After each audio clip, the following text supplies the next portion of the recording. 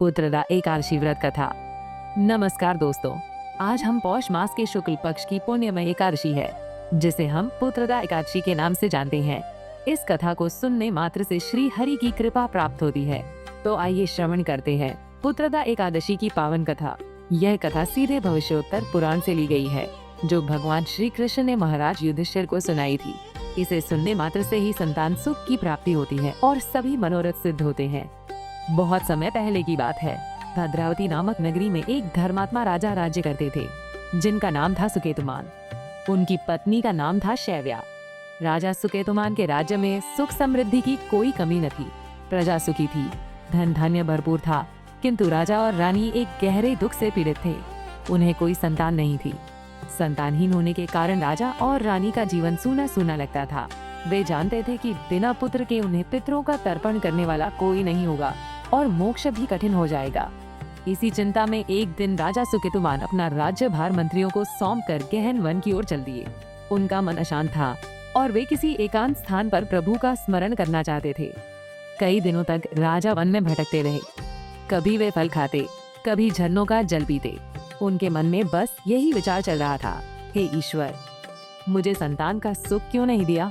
भटकते भटकते वे एक सुंदर आश्रम के पास पहुँचे, जहाँ अनेक ऋषि मुनि वेद पाठ कर रहे थे। राजा ने सभी ऋषियों को प्रणाम किया। ऋषियों ने राजा का सत्कार किया और पूछा, हे राजन, आप इस घोर वन में किस कारण आए हैं? कृपया हमें अपनी व्यथा बताएं। राजा ने नम्रता पूर्वक अपनी संतानहीनता का दुख ऋषियों को बताया और बोले, हे ऋषिगण, कृपया मुझे ऐसा उपाय बताएं जिससे मुझे पुत्र रत्न की प्राप्ति हो सके। तब ऋषियों ने राजा से कहा, हे राजन, आज पौष मास के शुक्ल पक्ष की एकादशी है। इस एकादशी का नाम पुत्रदा एकादशी है। आज ही के दिन विधि विधान से भगवान नारायण का पूजन और व्रत करने से आपको अवश्य ही पुत्र रत्न की प्राप्ति होगी। ये एकादशी संतान सुख प्रदान करने वाली है, इसमें तनिक भी संदेह नहीं है। ऋषियों की बात सुनकर राजा सुकेतुमान का मन प्रसन्नता से भर गया। उन्होंने तत्काल ऋषियों के बताए अनुसार उस दिन पुत्रदा एकादशी का व्रत किया। उन्होंने भगवान विष्णु का पूजन किया, रात्रि जागरण किया और भक्ति भाव से एकादशी के नियमों का पालन किया। भगवान नारायण अपने भक्त पर सदा कृपा करते हैं।